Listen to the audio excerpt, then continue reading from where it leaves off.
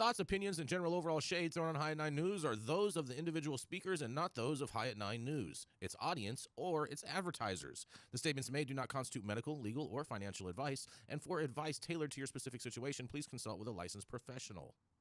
Welcome to the High at 9 News Hour, where you will hear from cannabis industry experts and professionals from around the country talk about important topics while shining light on global issues and discussing cannabis as it relates to politics, regulation and reform, data and technology, science, research and medicine, family and parenting, art, celebrities and entertainment, fitness, sports, mental health and wellness, and plant-based medicines and entheogenics. Together, we are building a stronger community, fighting the stigma and creating change. With your hosts, Jason Beck and Rico Lamitte, joined by special industry expert correspondents from around the country, and daily antics brought to you by Cannabis. Coming to you live every Monday through Friday at 9 a.m. Pacific Time and high noon on the East Coast. And thank you all for getting high at 9 with us.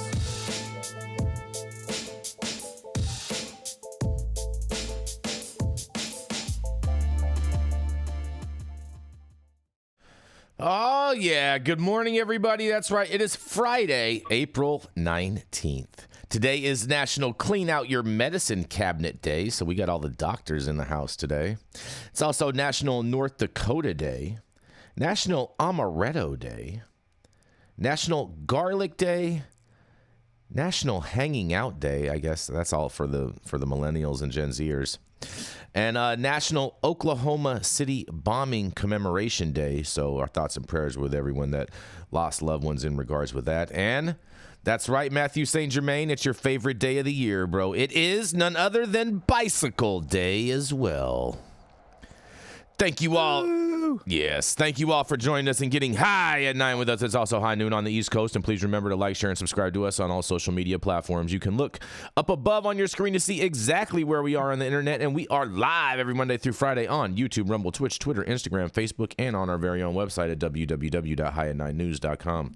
But kicking it off first, we are going to hop right in to Dr. Mark Scialdone out in the great Champlain region of Vermont, where he's cooking up vats of chemicals and trying to find all new different compounds and trying to figure out what CERN is doing just to figure out what the God molecule is. That's right. It is none other than Dr. Mark Scialdone. Thank you, Jason. Happy Friday, everybody. Thanks for moving me up into batting order today. I have a meeting here in a couple minutes I got to dip out for, so I appreciate rearranging the batting order, but happy Bicycle Day. I'm sure Mathieu St. Germain will break down what Bicycle Day is to our audience today. I'm sure you will, right, Matt? Yes, sir. Okay, great. It's a great day for the psychedelic pioneers all throughout the world. So my story today comes from the Milwaukee Journal-Sentinel, and it's entitled, "Are delta-8, delta-10, and other hemp products safe and legal in Wisconsin? What to know?" This comes from the great state of Wisconsin. I'm not exactly sure what their cannabis program entails, but this sort of is dealing with the other side of the coin, these hemp-derived compounds. So the article starts off, "Is delta-8 real weed?" It kind of tips me off that the author of this article doesn't know what they're talking about. So delta-8 is extracted from hemp, a cannabis plant that contains low levels of delta-9 THC, the psychoactive compound associated with marijuana. Well, right away, that sentence is factually incorrect. You don't extract delta-8 from low THC hemp. So I'll correct these statements as we go through the article. So in recent years, manufacturers have found ways to chemically extract it. Well, again, they're not chemically extracting anything. They're converting it chemically from CBD and other similar compounds and adding them to vapes and gummies and more. So then it moves on to, is delta-8 legal and how? Well, through the Farm Bill of 2018, Congress legalized hemp, a variety of the cannabis plant with low levels of THC. Chemical processing yields a concentrated, potent THC extract. Well, that's not necessarily the case, right? So if it's low THC hemp, extraction doesn't somehow magically just move up the THC number, while the THC percentage in the plant is going to be much lower than it is in the extract. You don't make THC on extraction. It has to be chemically synthesized. So chemical processing yields a concentrated, potent THC extract. Again, I already poo-pooed that. Products made with this extract are supposed to contain the same low levels of THC, but that isn't always the case. Though marketed as Farm Bill compliant, these products remain in a legal gray area. Regulators and state law enforcement officials have called on Congress to clarify the law. So can delta-8 make you high? It depends on the dosage and sometimes the person. The compound acts like traditional marijuana. Well, if you're talking about specifically delta-8, you shouldn't be comparing it to the entire plant. You should be comparing it to delta-9. So, again, this author is a little lost in thinking that somehow delta-8 is basically a flower of some sort. So the compound acts much like traditional marijuana. Low dosage may deliver a mild buzz or none at all. High dosage products taken in greater quantities can deliver a powerful high. Well, what the science tells us is that, yes, delta-9 THC has a stronger binding affinity to the CB1 receptor than does delta-8 THC, but that difference is really minor and very, very small and not likely to be felt at the user level. My theory is the reason why a lot of the claims around delta-8 products being less potent than delta-9 products is because in delta-8 products, there's a lot of other crap in there. Right, so it lowers the overall effective dose. But really, if you look at the delta-8 molecule and you look at the delta-8 molecule, delta-9 molecule, they're pretty similar. They're just isomers of one another with a very lighter amount of binding with delta-8, but probably not enough to be discernible at the user level. So how safe is delta-8? Well, simply put, we don't know. Well, that's not necessarily true. There's been a lot of studies to look at the safety of cannabinoids. In fact, the U.S. government sponsored studies way back when to see what the lethal doses of THC, and they found out that, the lethal doses were extremely high. So basically, cannabinoids are quite safe. It's the unknown products that are in these products that people are consuming that potentially could be dangerous.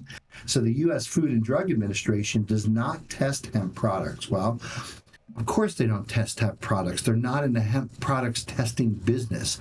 The U.S. Food and Drug Administration is basically the regulatory authority. They're not on planet Earth to basically test products. So I don't know what this author is referring to.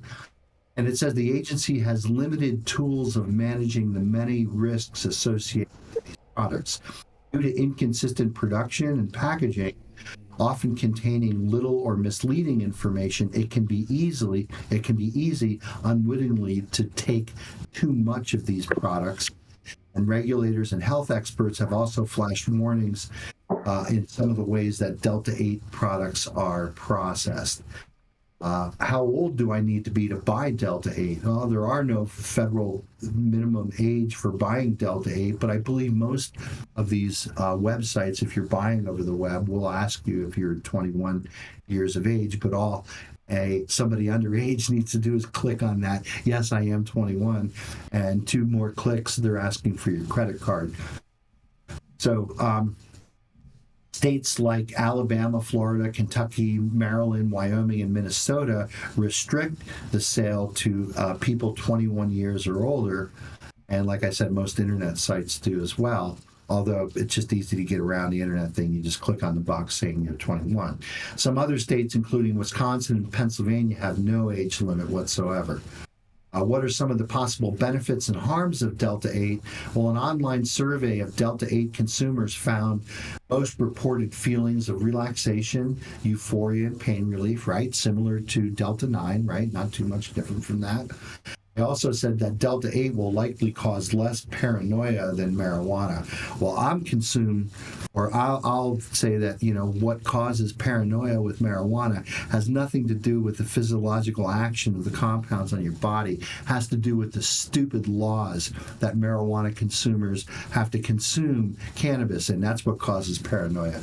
Okay, but the experience can depend on the person and the dosage. As sales have soared to almost $3 billion annually, well, check that number for a second, because what we understand is that this market exceeds $28 billion annually. I don't know where this $3 billion annually comes from. So reports of bad reactions ranging from an unpleasant evening visit to the hospital to cannabinoid-induced psychosis. There's one for you to consider, Jean. Cannabinoid-induced psychosis. They're talking about this again. So poison control centers have often received, has also received thousands of calls concerning consumption by teens and children. Will delta-8 test positive on a drug test? Delta-8 is very similar to delta-9 in marijuana, even though it has a weaker bond to receptors in the brain. We already said that. The body still processes it in the same way, and to be honest, the metabolism of these compounds, whether it's delta-8 or delta-9, is still going to show up in a drug test, because they're looking for the 11-hydroxy and norcarboxy, and those are both made on metabolism of delta-8 or delta-9. Can I take delta-9 while pregnant or breastfeeding? Well, those aren't questions I have to ask myself, but certainly ladies in the audience do. And it says the FDA should avoid taking CBD, cannabidiol, marijuana, or other cannabis products while pregnant or breastfeeding. Heavy use is associated with low birth rate. Well, I think what we also know from the science is that mother's milk contains endocannabinoids, right? So, and it's actually the endocannabinoids in mother's milk, which, by the way, comes in the cutest containers. That was a joke. That creates the suckling response that the infant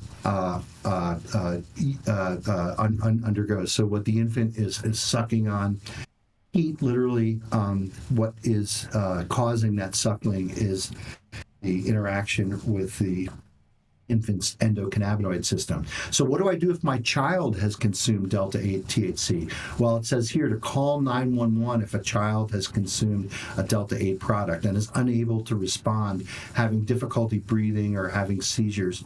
I've never heard of somebody consuming a delta-8 product and having seizures, so that's interesting. If a child has consumed a delta-8 product and is not having a life-threatening symptom as described, a caretaker should call the Poison Help Center.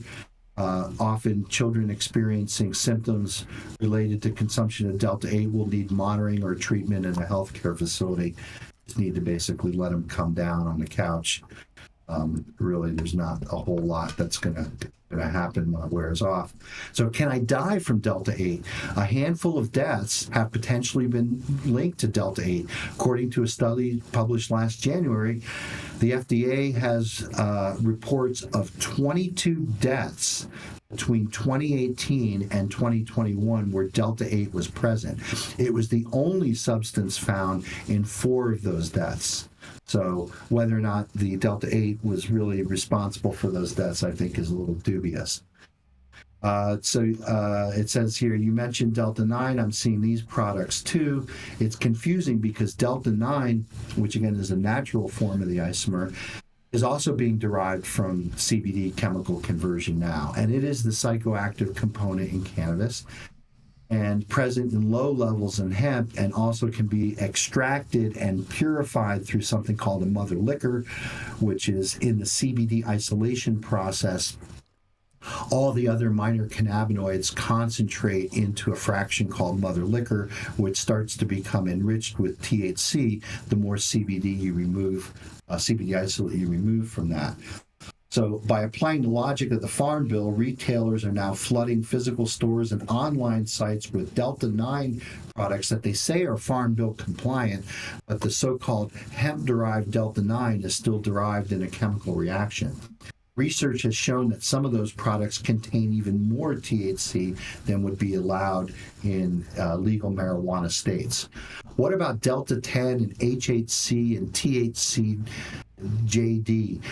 Since delta-8 became legal, a number of new compounds are available for sale. Those include delta-8, delta, here it just says delta-O, I don't know what delta-O is, HHC, which we know is hexahydrocannabinol, and THC-JD. God, I think that's the 6-carbon tail, not the 5-carbon tail. Those are all, well, except for delta-10, those cannot, and I guess HHC, those cannot be made from hemp.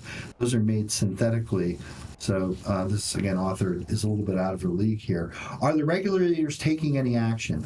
The FDA has issued warning letters to some producers, and it says it has the authority to oversee the hemp market, but is now limited by, I guess, constraints in the regulatory regime. The Drug Enforcement Administration is reviewing if hemp products should be classified as controlled substances, and several states have moved to limit or ban delta-8 and synthetic cannabinoids altogether.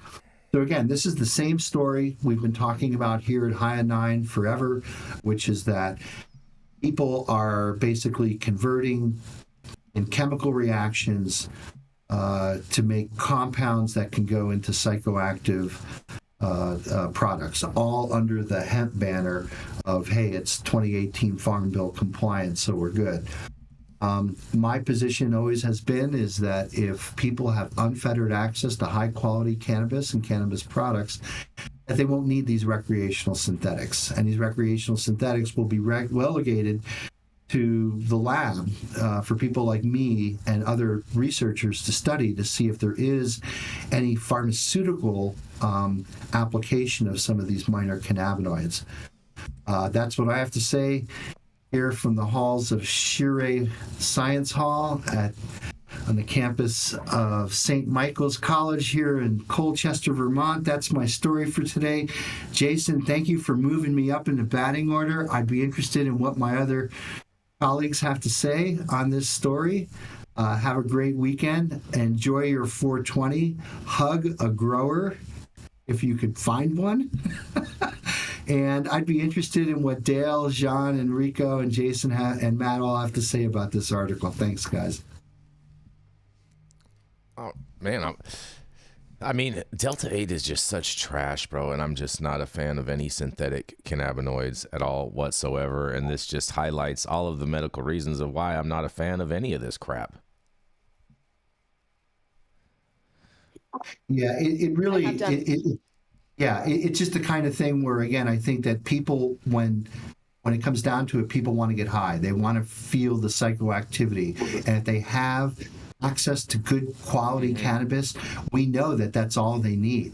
These states that basically where delta-8 is popular is states that don't have good cannabis program, and patients and users don't have access to cannabis. If they have access to cannabis, we won't need these kinds of products. I don't know if everybody else feels that way. Absolutely. Here. Without question. And that's the same thing that has happened throughout history. When one thing is prohibited, the drug that we switch to is often stronger, smaller, and more dangerous, where the lethal dose is closer to the dose that affects you. And so as a milk producer with... Oh, a milk producer. I see what you did there. No, I have done a deep dive. I have nourished 3. I've been blessed to have been able to breastfeed, although the 3rd one had a suckling problem. And you mentioned that the association of cannabis consumption and low birth weight I want to say weight with a W, not rate. Kind of sounded like you said rate earlier, doctor, and I just want to make sure that people hear the W, a lower birth weight.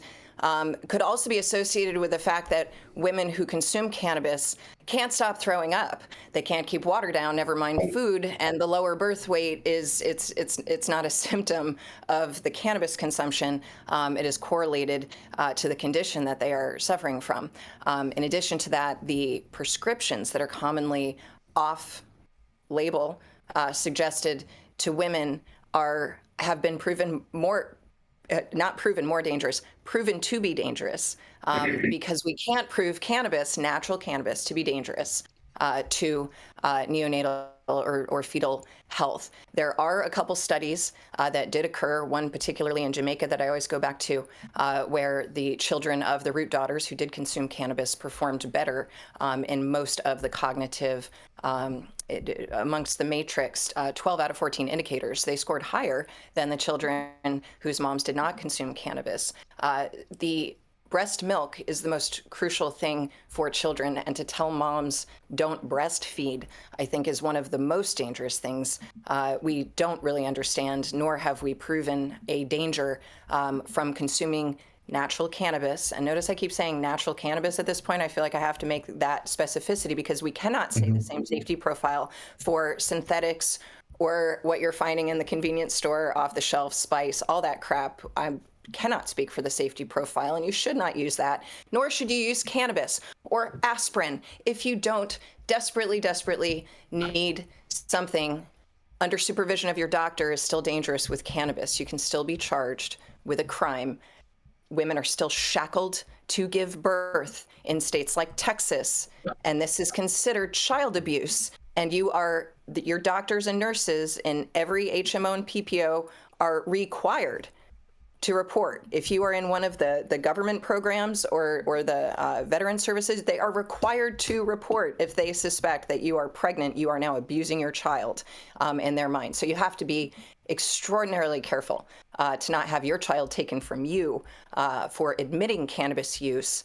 If you choose that path, I would recommend talking to midwives and doulas and women experienced in this path. There are some amazing supportive Facebook groups that I have witnessed and been a part of women supporting women during these conversations. You just have to be really careful and cautious about who you talk to and how. Dale, I'm just curious. Does it help with morning sickness? Like, I mean, can you equate, something like the relaxation that you feel when you smoke cannabis with something that alleviates the symptoms of morning sickness? Well, I had something much worse than morning sickness myself. And many of you are going to hyperemesis gravidarum. I actually have a cyclic vomiting syndrome. So I was regularly having to get hooked up to IVs and going to the hospital regardless, because you just can't keep water down. At a certain point, you go to the hospital. What I have discovered is vaporizing, and you can't throw up vapor. And so to calm the uncontrollable, it's just dry heaves at a certain point. You just can't stop dry heaving. Yes, I can report now that I think enough years have gone by. My husband grew CBD specific plants for me to vaporize. And it kept me out of the hospital some mornings, but I'm frightened even saying this aloud in this moment. Mm-hmm. Fair enough. Fair enough. On that, we got to go to a commercial. We're going to be right back. Oh, man, that was weird. Hey, you America. Do I look like Sean Connery?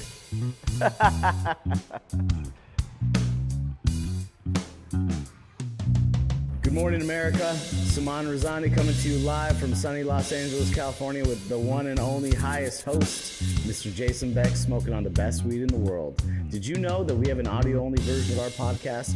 You can find it on Apple, Google, Amazon, iHeartRadio, and Spotify. No excuses in 2024. If you haven't checked us out, check it out now. And also, check out what the Prophet's doing in 2024.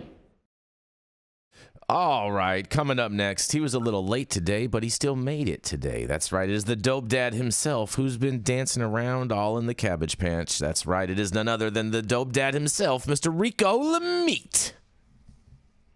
Come on, Adam still ain't here? No, I told you, Adam's not here for 2 weeks, bro. 2 full weeks. I don't know why you ask this every day. You need us to shout out for you. Woo, 2 full weeks. So this will be the end of week 1. There it is. There it is. All right, y'all. Sorry I was late. It's my daughter's first day on the bus, so I had to follow behind and make sure she got there okay. So, but today, it is Weed Christmas Eve. And over the past several years, the federal legalization movement for cannabis has had its fair share of hiccups. But on the other hand, normalization has only gotten stronger. Normalization means, for better or worse, 420 is popping up in more mainstream conversations than ever before. It's on the radar of more corporations looking to cash in on the holiday, more mainstream political organizations voicing their opinions about it. And while we're all here, as we always have been each year since forever, just to relax, get high, connect with other lovers of the plant, and have a good time. Marijuana Moments Kyle Yeager took a moment to highlight a few notable mainstream takes on 420 and what it means for the rest of us. Yeager first reported on a new series of marijuana-themed promotions and campaigns from mainstream corporations that seek to leverage the popularity of the expanding reform movement, including fast food giants KFC and Jimmy John's promoting 420 coded deals. He then commented on 420 ruffling the noted prohibitionist feathers of Kevin Sabet's Project Sam, as they point out a call to action urging people to reach out to the sandwich company, Jimmy John's, and demand that they pull their $10 deliciously dope dime bag promotion that High at 9 News correspondent and Green State editor Rochelle Gordon covered on yesterday's show. Sam put out in a memo that Jimmy John's about the Jimmy John's campaign, saying that this campaign not only sends a poor message to our youth and young adults about drug use, but it also ignores the science supporting the dangers of today's high-potency products. And that the promotion is a disgrace for the company. It's funny they say he calls it a disgrace for the company when Jimmy John's was actually started as a front business to launder cocaine money. But either way. On the pro-cannabis side, Yeager highlighted advocates and congressional lawmakers that have amplified their push for reform in the days leading up to 420, with calls to advance comprehensive legalization, as well as modest proposals to free up bank regulation, a la safer banking. Like ACLU welcoming cannabis reform supporters to buy branded clothing, rolling trays, matches, and more that promote an end to cannabis criminalization. The orgs teamed up with perennial advocate company Ben & Jerry's to celebrate the culture while promoting reform again this 420. Together, the ACLU and Ben & Jerry's is using the holiday to encourage fans to pressure their state governments to provide clemency for people who have been criminalized over the plant. Then there's fried chicken behemoth KFC, which is launching on the commercial side, which is launching a pop-up show in LA tomorrow, where adults are invited to try the restaurant's newly released line of quote-unquote saucy nuggets and buy limited edition merchandise centered around the product. Yeager says that neither the nuggets nor the sauce will be infused with THC, so I don't know why just adults need to be there, but the event gives a not-so-subtly nod to the munchies cannabis consumers might experience on the holiday. Meanwhile, rival artery clogger Popeye's Chicken is offering a 420 chicken sandwich deal and a dedicated Munchies menu at participating U.S. restaurants. Rockstar Games, for the first time ever, is offering in-game deals for 420-themed bonuses for Grand Theft Auto players online, and the list goes on. They list a slew of these companies that are doing things specifically for 420, whether it's the first time or perennially. Make sure you guys check out the full list at highat9news.com. I know plenty of folks aren't fans of the commercialization of cannabis, but you can't push for legalization without capitalism doing its thing too. Personally, I think that the more mainstream businesses get down with the movement, the better social climate we'll all have. And since the majority of us chose to scream louder about legalization instead of decriminalization, kind of is what it is at this point. We all here know that cannabis is medicine first, period. But it's medicine we all can enjoy in social settings. And the broad acceptance of weed as a mainstream vice over alcohol and other hard drugs, in my opinion, is a good thing. Either way, I know that I'll be hitting my local Popeyes drive-thru at some point tomorrow to see what that Munchies menu talking about, because I'm not afraid to admit that I'm a big fan of Popeyes chicken, especially on weed. My name is Rico Lamitte, the dopest dad on the street for High at 9 News. Excited about these weed deals in the mainstream America tomorrow. What about y'all? Bro, the GTA is selling digital dank on the streets in GTA. You like that? Man. You like that? I that's the one I'm the most excited about. And I think, like, I want to find out where there is a Jimmy John's, because I want to get one of these Jimmy John's rolling trays just for the nostalgic purposes of it. Again, They got you. I've never even seen a Jimmy John's in my life. oh, that's a Midwest. Do they have them in California? Oh, No? Yeah, I know they're like on every block in Chicago. Them in Potbellies. So Like on I every just block when I was looking. I just wonder, since if they're in the Midwest, if they're in like states like Nebraska and Kansas and whatnot, if all of a sudden those are going to be like the like bars where they're going to just be like looking for people rolling into the fast food restaurant, seeing who's high, and then just going to pull them over and blurp them just because. That's pretty much everybody going into fast food. It's not the cheap option anymore. You go to McDonald's, get a value meal, and it's like $15, man. Like fast food is not cheaper these days. Oh no, it's not. So it's a personal choice. If you're going to eat that trash these days, you have other options. You can go get a sit down meal at Chili's, the same amount that you're going to spend at McDonald's now. That's true. That is true. Very, very true. Yes. I'd like to see us making more non-events and action with nature. Our focus of 420. You know, it's like it's cool. Everybody wants to just hop into whatever, you know, and capitalize on it to sell you stuff. But like, go get a trash bag, go to your local park, creek, or bike trail, get real high, and pick up some trash, and see how much better you feel about yourself and about your community. Like, let's all try to like just remember that there's a message in these plants. That message is connection with yourself, connection with nature. You are nature. Like, let's get past the deal weed, and get back into something real. Like, phone down, talk to a friend, listen to a bird, get you some analog reality. Oh, Rochelle had some birds in her story yesterday. Right. You beat me to it. Yeah, she had the chirping. It was at the little Cinderella theme. Yesterday, Rochelle was getting her Snow White on, had birds chirping in the background. Yeah, exactly. And I was wondering where you're going with that trash bag comment. I'm glad it was something positive. One of my favorite things to do is to get high and pick up trash. It feels great.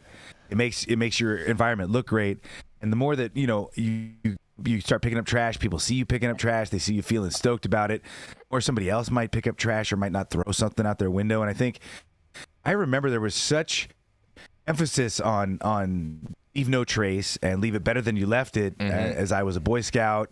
Yep. 70s. I remember that. Was that the camp doctrine or something? Yeah, and through Burning Man, one of Burning Man's biggest principles is leave no trace, and it feels like we've been since the 90s. We've been on this downhill slide where everybody is emulating the gathering of the Juggalos instead of Burning Man, and it's just throw your trash everywhere. Yep. Now, there's actually even a better way to solve this, which is all these huge companies that make packaging, if they were just to transfer over and make plant-based cellulose packaging, compostable silverware, and different things that just composted down, and you'd still be a bit of an asshole, but you could throw your trash out the window, and at least then it would not leach these synthetic sex hormones into our water and our soil. It wouldn't be upping the rates of cancer and tumors. It would just break down into normal plant-based stuff. And I'd like to give Paul Stamets shout out. Paul Stamets has actually made a cardboard box called the Life Box. He's trying to get Amazon to adopt it for all of their use. The Life Box. You can look it up, lifebox.com.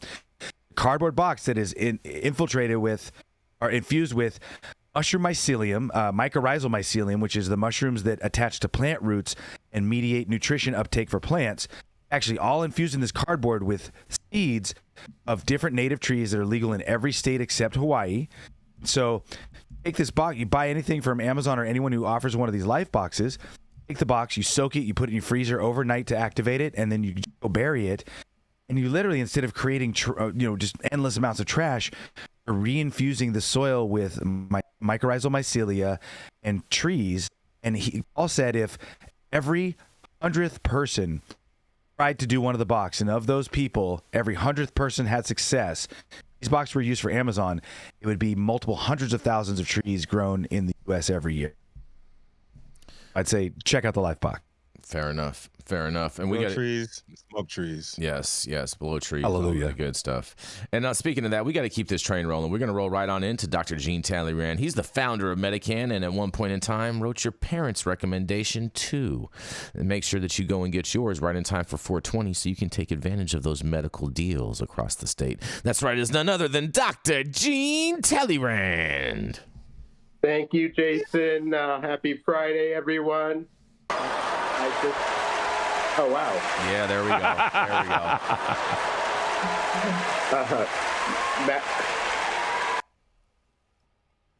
Matthew, I just imagine people in Golden Gate Park burying cardboard boxes all day long.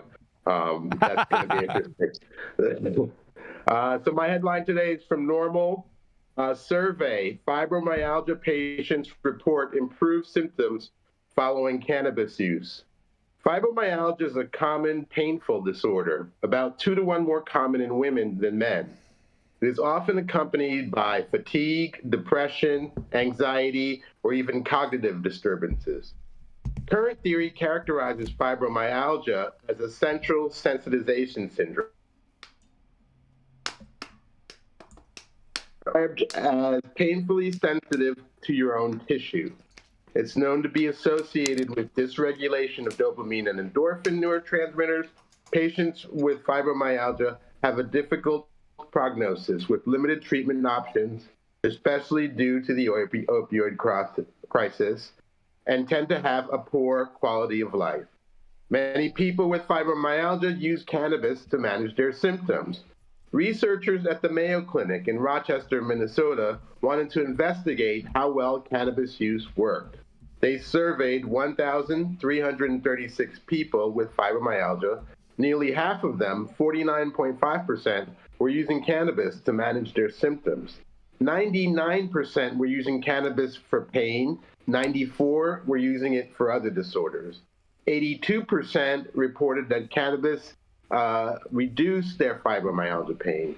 Most respondents also reported that cannabis improved their stress, anxiety, depression, and trouble sleeping. The authors concluded that cannabis is popular among patients with fibromyalgia and that physicians and other healthcare providers should have adequate knowledge of cannabis when discussing therapeutic options with their patients. So as a doctor, I usually blame the people in my profession for not being aware of cannabis as a therapeutic option. In an accompanying editorial, the ministries of health worldwide were also chastised by the statement, medical cannabis seems to penetrate many patients' communities based on the wisdom of the crowds and its high availability despite the formal legal status.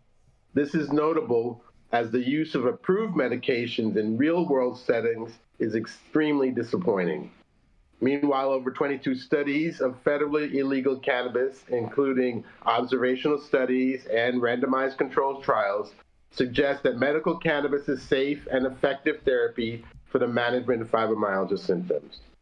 So today, one day before 420, I'd like to turn my attention toward cannabis retail owners and marketers to ask what they're doing to inform the 24 million people in the United States with fibromyalgia that there are cannabis products available that are 80% effective in reducing their pain. 35% of fibromyalgia patients prefer 1-to-1 THC to CBD ratio. Are retailers stocking their inventory with these products? So I propose that 420 become Fibromyalgia Awareness Day.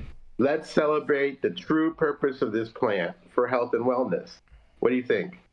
Would you be willing to add fibromyalgia to your 420 marketing plan? This is Dr. Jean Talleyrand with High at 9 News. Hell yes, for my mom. Yes. Thank you. Yes. All day, yes. I hear about dispensaries complaining all the time that they are not making enough money, that nobody's coming into them, but I don't see them marketing to fibromyalgia patients. But Dr. T, how do you They don't market? market to women, my friend, women generally, and women tend to be the ones suffering more often from fibromyalgia. And I'm also going to point out that until recently, fibromyalgia wasn't even diagnosed by most doctors. They told women it was in their head. You must be hysterical. How do you really market, though, to fibromyalgia patients, Dr. T, when you're not allowed to make medical claims? You can say that there's a study that shows that 98% of people who have fibromyalgia are using having some effect from cannabis, or I'm sorry, it was 80% are relieving their pain. So you just report the data. It's not illegal to report data. That's fair. That's fair. And the best part about this study is it didn't point to any product. It just said cannabis use, which is very different than those randomized controlled trials that are trying to develop a paradigm to sell their product. This is whatever cannabis you're using, search around and find the one that works for you, and we're getting great results at 80% improvement. Wow. That's great news. That is So great. there's big links with fibromyalgia. It's an autoimmune disease. One of the things I've been doing in researching what's happening with my son is finding out links to every autoimmune disease and diet. Elimination of grains and legumes especially, as well as nuts that contain lectins. Most people don't know this, but grains and legumes were actually a hedge against starvation for the human race. They weren't a main food crop. Like if you take soybeans, for instance, Japanese would plant soybeans because they're a nitrogen fixer. They put nitrogen in the ground, and they would never eat them unless there was a famine that year. And soy products didn't really start getting consumed in Japan until they started fermenting and making tempeh and shoyu and miso and these other ferments. And when you ferment legumes, they become much safer to eat. So that being said, if someone is suffering from fibromyalgia, Crohn's disease, colitis, MS, the list, just psoriasis, the list goes on and on and on. The number one thing to do is to stop eating all grain, stop eating all legumes, and all processed foods, all nightshades, and really get onto a diet, either a completely plant-based diet or a diet with where your meats are only organic, are pasture raised, and fed their normal diet. So for cows, that would be grass-fed, grass-finished. Stay away from pork. Chicken would be pasture raised, fed outside, fed no corn products. And there's a wealth of information you can find on the internet about people not just treating their symptoms, but actually reversing these autoimmune diseases using diet. Yep, that's so. True. I would strongly suggest anyone who's got these issues, please look at the diet. If you just go to eating chicken, broccoli, and purple sweet potatoes for a year, you will heal yourself. I know that sounds crazy, but give it a shot. I'm just going to add one thing. Get your D3 checked, because a lot of D3 deficiencies are also a combination of these diet. I love everything you just said. Yes. And right on. That's one of the first things that our doctors did with Kai when he was going through his diagnosis was vitamin D megadoses for a month, and then a consistently high vitamin D of dose. Yeah, I would say with gout too. Like me being a sufferer of gout, like it's like 95% diet. Period. I'm always gout and diverticulosis. Same. It's your diet. Yes, over years can reverse that too, but it's diet related usually, and a lack of D3. That's one of the things I had to change this year was my diet, and with what I've been taking, and like I'm down over 70 pounds now this year. So you know what I mean? Ow. Yeah. Good job, Jay. Jason, that ain't just diet though, Jason. It's a big part of it. It's actually the diet is probably the biggest part. On that. Just stop it. Stop the hate on that. We're gonna go to a commercial. We're gonna be right back. Jason's on that. He's on that Drake diet. Him and Drake gonna come back with 6-packs and diss tracks. The Control Tower from Highly Educated has perfected the dab. Utilizing the concept of thin film evaporation, you can waste none of it and taste all of it.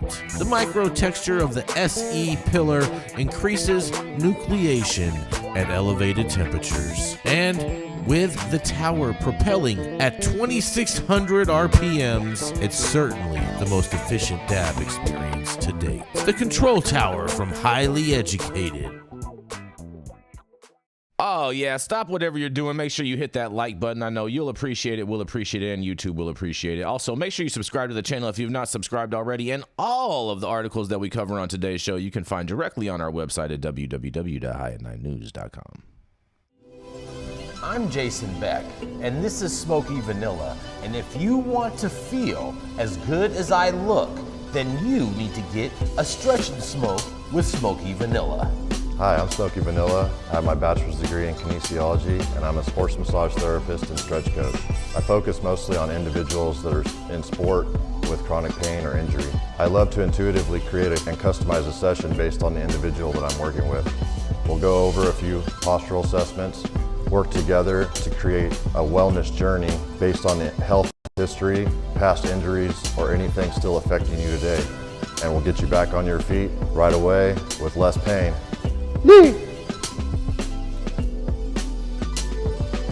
We're about to stretch, and then we're gonna smoke, because we're gonna get on our stretch and smoke. If you want to feel as good as I look, then you need to come on down and get a stretch and smoke with none other than Smoky Vanilla.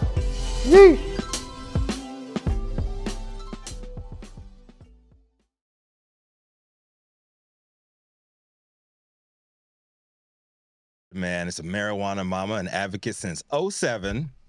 Amsterdam University's executive chancellor herself, Mrs. Jones, Dr. Dale Sky Jones. Civilian doctor. I only play doctor on TV. All right. Oh, boy. Bicycle day. One of these days. Hold on. Right. You gotta, CBD is a powerful. Hold on, Dale. Dale, 1 second.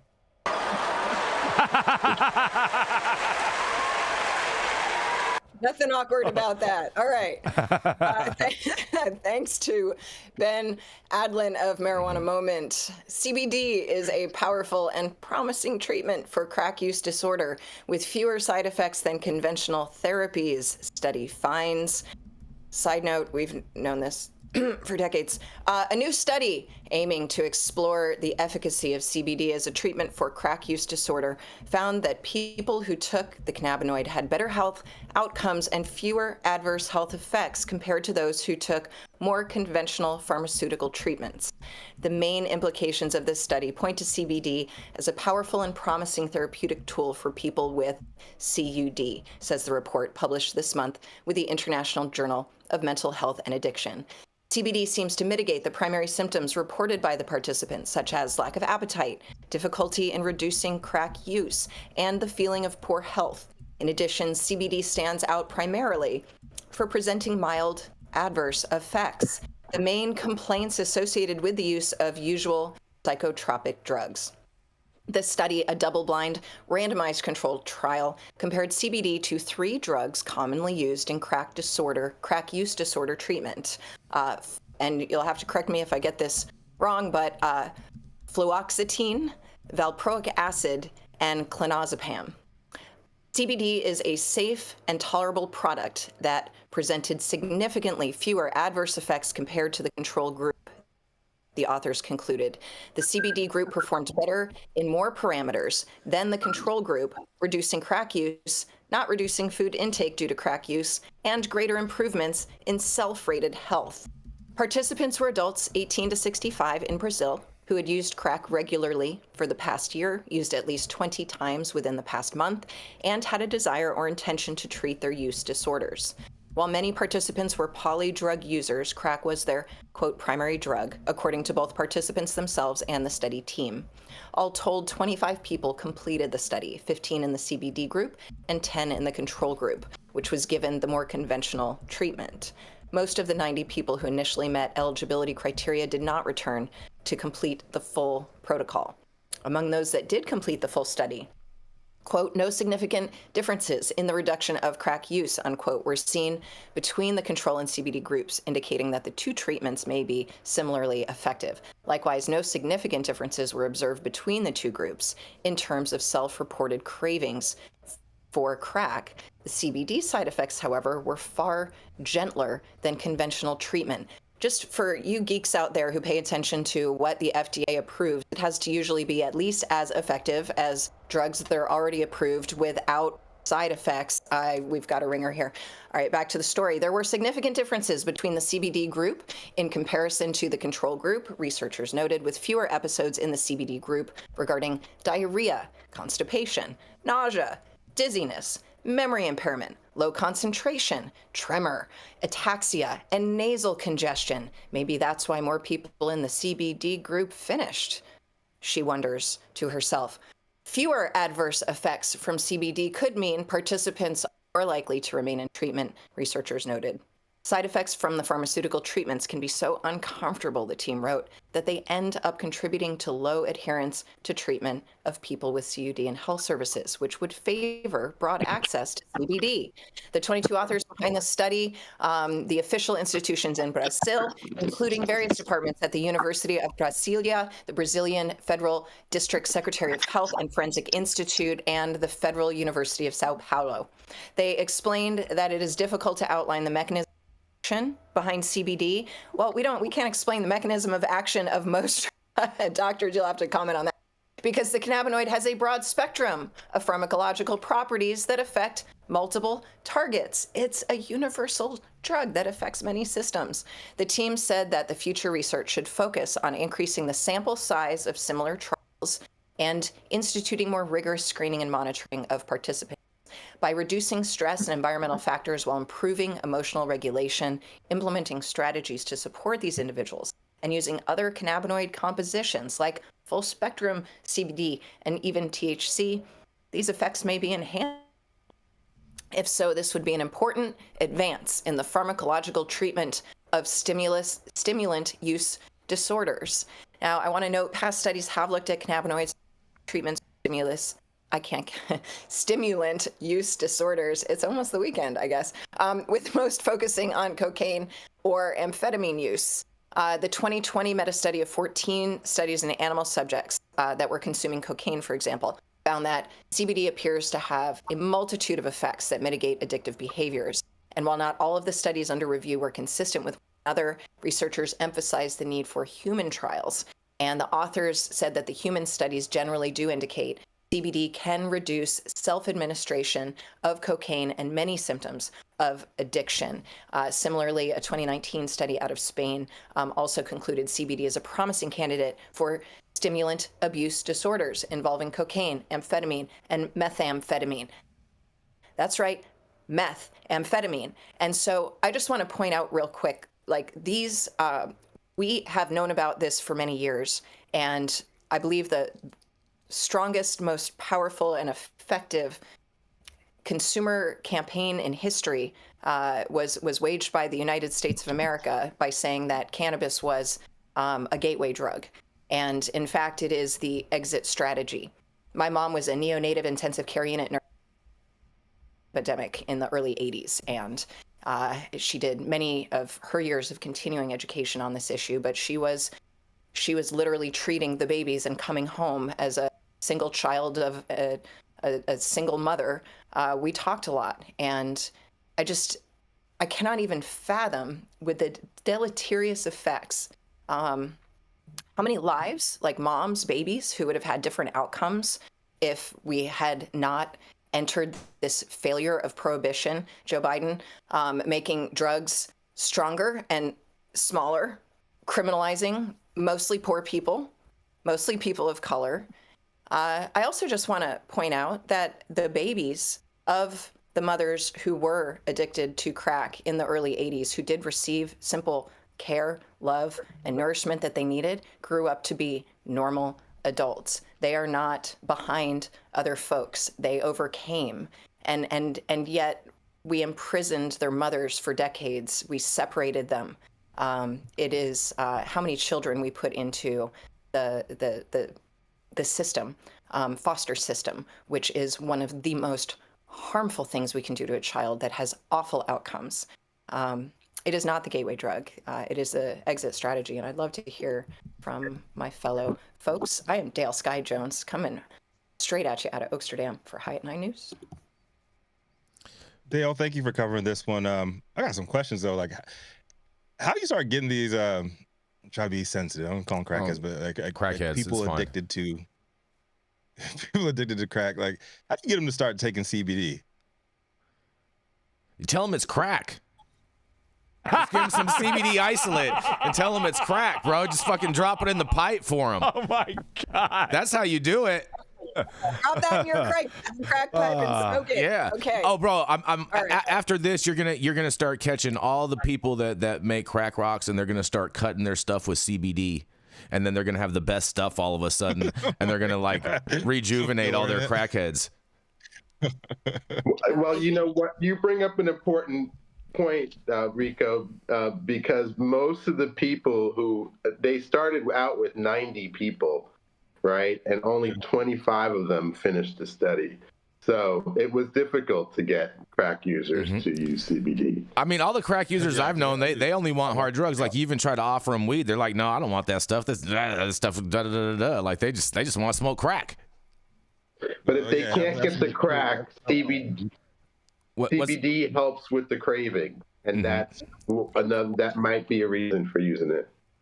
You're going straight to the folks that are on Skid Row, and I think that there's a lot of folks also in between. And so the people that are truly without a home, that are, you know, seemingly beyond savior, they're going to need a host of support services that help them wean, not just off the addiction, but behaviorally and so emotionally. Like they're probably veterans in a lot of cases. There's a whole other patient. Often psych patients, thank you, Ronald Reagan, for just deconstructing our mental health services all those years ago. There's a whole nother host of folks that are in that extraordinary scenario. There are a lot of other folks who just were given pills by their doctor and now need to wean off those pills. And maybe they needed those pills because of surgery, because of something that's happening, and now they need to get that. I think there's a lot of in between, where if doctors, nurses, psych treatment, that marijuana wasn't the devil. You know, it's fine to go drink coffee and smoke cigarettes. In every AA and NA meeting I have witnessed or been a part of as a support person, and yet we're frowning upon cannabis, which actually is proven to be an exit strategy. So I think we just really need to integrate further into a lot more levels of the conversation before they get to Skid Row. I mean, I find it interesting how that got framed, because now all I'm envisioning that the CBD is going to be good for, and as part of the exit strategy, is for all the Chads that smoke crack, Dale. All they'll be good for. Just saying. I also want to point out that, again, pointing my finger to the cannabis industry today, that the dosage in this study was 600 milligrams of CBD. Take note, because you guys are not selling 600 milligram tablets or capsules of CBD at the dispensaries or anywhere. So if you want to help people who are on crack, stock the right products and find a way to have 600 milligrams per dose rather than 600 milligrams per package. Alcohol, crack, cocaine, methamphetamines, opiates, fentanyl, tobacco. Hi, me. I stopped cigarettes using cannabis. It's all of these things that we commonly consume that we are showing that you can wean yourself off of utilizing cannabinoids.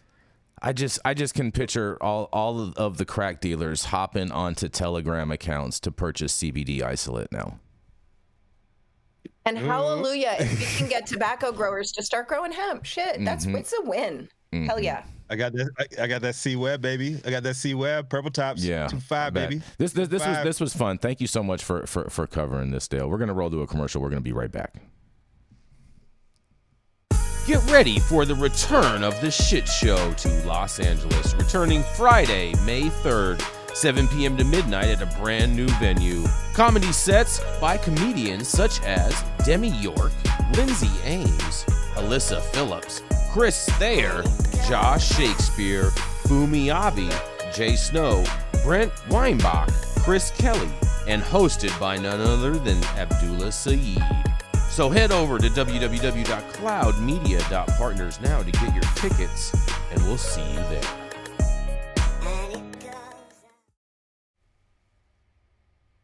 Oh yeah, everybody. We got closing us out today, a immortal cannabis wizard with a Stanford PhD in tripping balls. He's a co-host of the podcast What's Good, and he is an immortal warrior of truth, peace, love. And even though he's gentrifying garbage bags and cardboard boxes today, we got nothing but love for him. Mathieu St. Germain. Yay! Thanks, Brother Rico. I don't mind. Oh, there we go. There we go. Happy Bicycle Day, everybody. Ask yourself, what is Bicycle Day? Well, Bicycle Day commemorates the first intentional LSD trip that we had on this here planet. While there were people doing LSD analogs back in ancient elsewhere, lysergic acid diethylamide 25 was first imbibed by Albert Hoffman April 19th, 1943, and he did 250 micrograms. For anybody who knows, that's about 2 hits worth at today's dosing. And then he got on his bike with an assistant, tripping balls, rode his bike to his house, started out, as we all do, going through the death portal with a lot of anxiety and a lot of weird, like, whoa, I've got a body, and ended with a ton of beauty and messages from a wide variety of things. Check it out yourselves. And so, in honor of Bicycle Day, I have a story about LSD microdosing. We're finally getting some studies and some real data towards microdosing, and this study showed that LSD microdosing increases sleep duration the night after you microdose. So today we delve into a fascinating world of psychedelic research. A recent study published in the journal Translational Psychiatry has unveiled new findings on the effects of microdosing. Conducted in New Zealand, this phase 1 trial investigated how tiny, non-hallucinogenic doses of lysergic acid diethylamide 25 impact sleep and activity patterns in 80 healthy adult males. Researchers discovered that on nights following microdosing, participants not only experienced a significant increase in the total time of sleep, but also went to bed approximately 25 minutes earlier than usual. The effects on REM sleep were particularly notable, showing an additional 8.13 minutes on average, a potential indicator of deeper, more restorative sleep.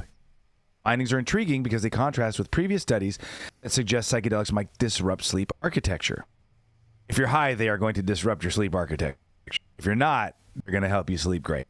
Participants randomly divided into 3 groups, LSD or placebo, administered doses every 3 days over a 6-week period. For the trial, their sleep was monitored using commercially available Fitbit devices, and these results, analyzed through rigorous statistical methods, highlighted not just an increase in REM and total sleep time, but also pointed to no significant disruption sleeps on the nights of dosing. Moreover, the study's approach using wearable technology stands out for its minimal intrusion compared to traditional sleep studies conducted in lab environments. This method allowed researchers to capture a vast amount of naturalistic sleep data, offering a clearer picture of how microdosing might influence living.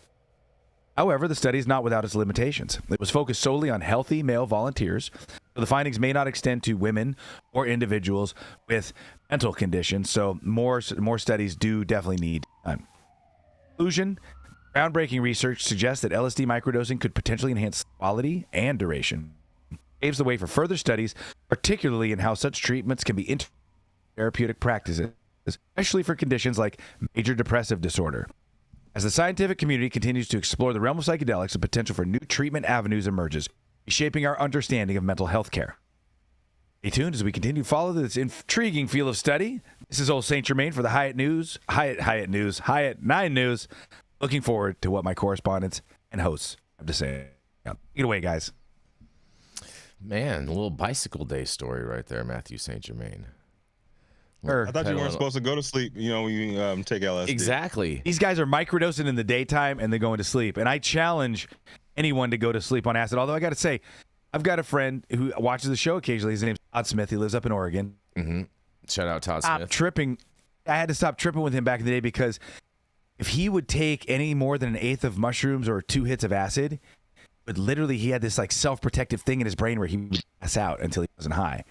So there was a couple times where we were following the Grateful Dead. We went to the hotel room after the show and ate like 10 hits of acid, and dude falls asleep within 10 minutes. And then I'm stuck there just frying my brains out for like the next 12 hours by myself in some hotel room random somewhere in America. So some people can. See, that's me on cannabis edibles. It's happening. I don't care when or why or what.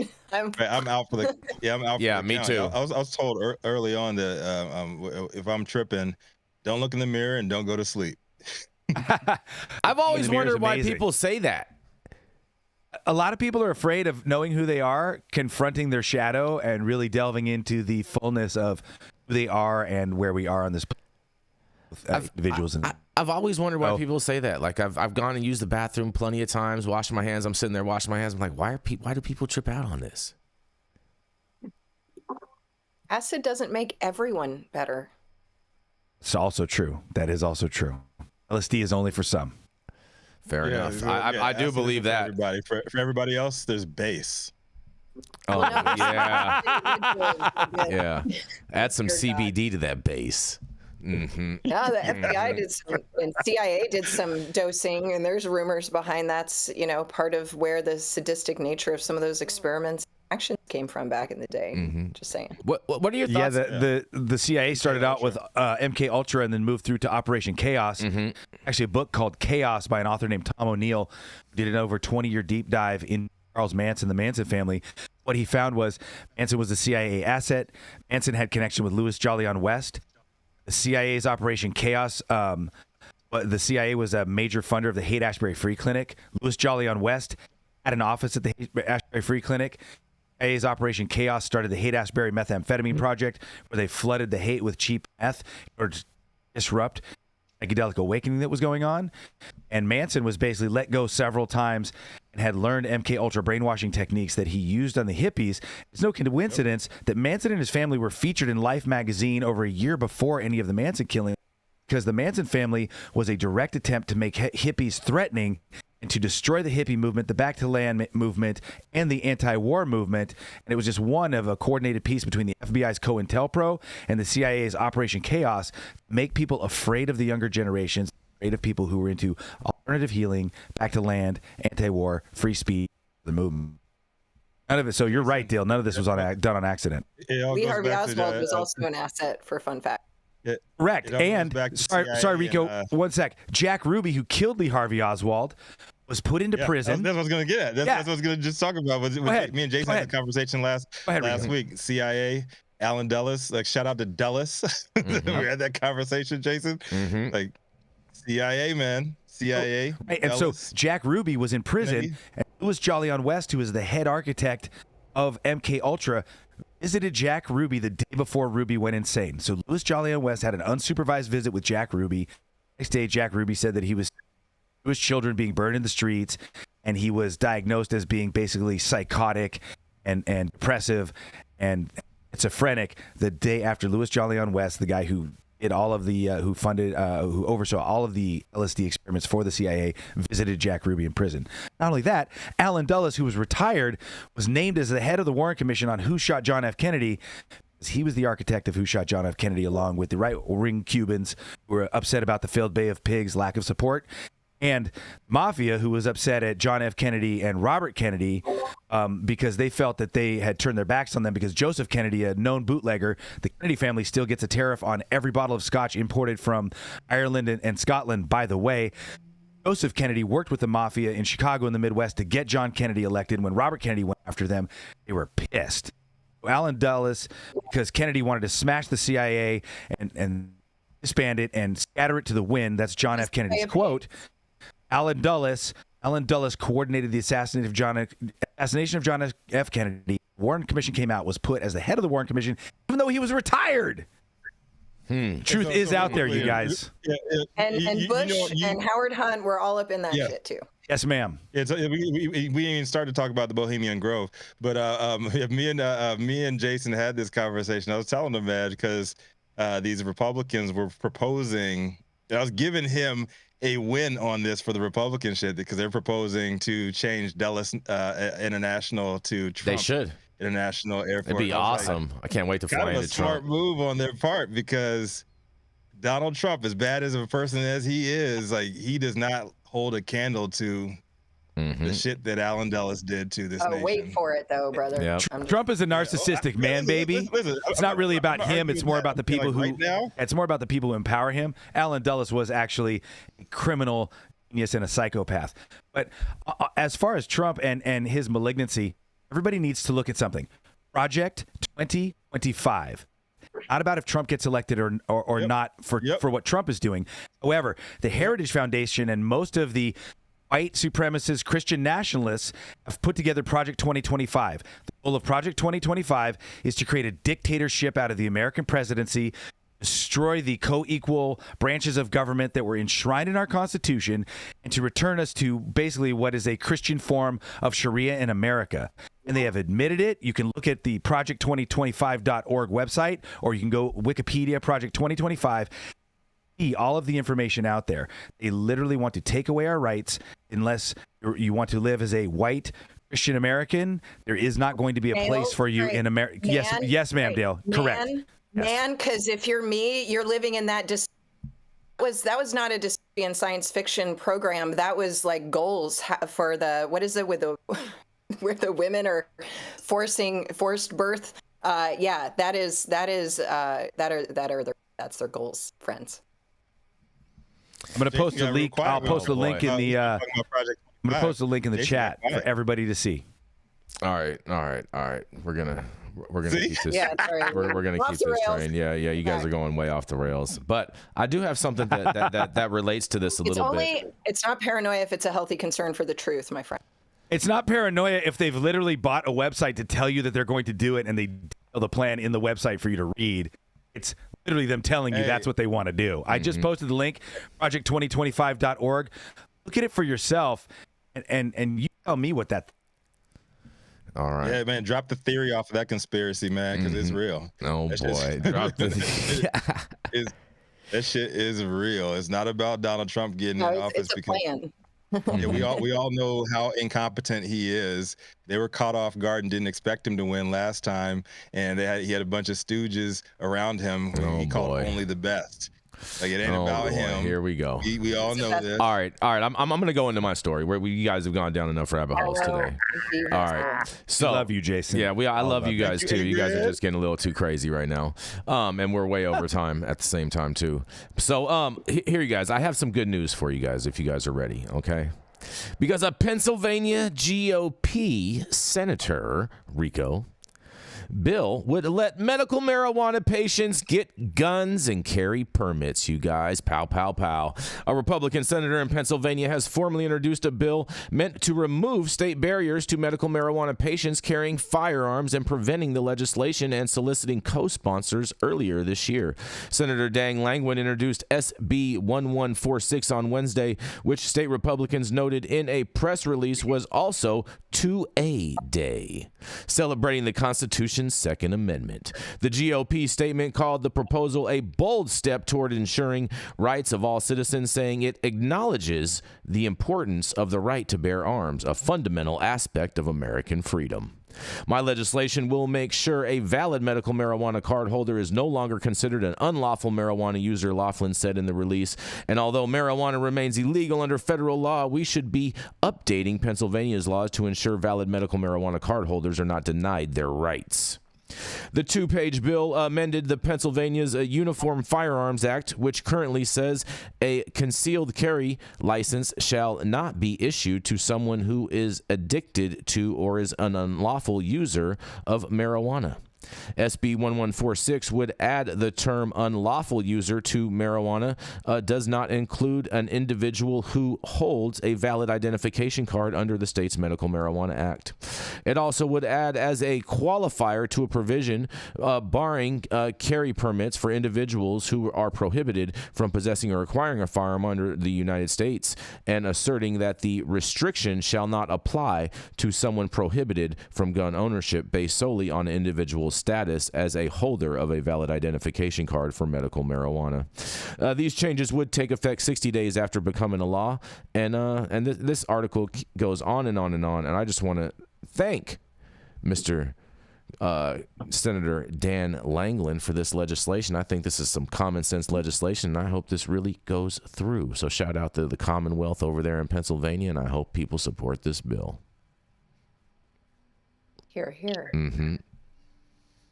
You're here. Yes. Yeah, this is another state taking it into their own hands and saying that we don't care what the Fed says, and you can come in and enforce it if you wish, ATF, but we will not be your enforcement particular issue if it passes.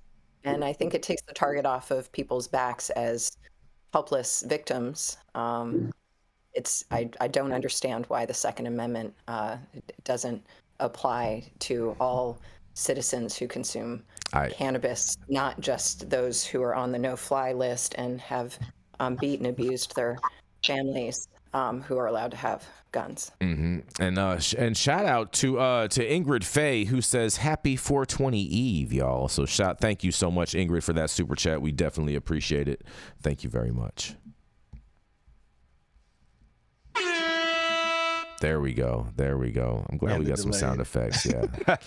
There we go. Here's to the entire Bill of Rights applying to cannabis consumers. Happy 420. I'm all about that. Yes, that's indeed. A great way to close it out.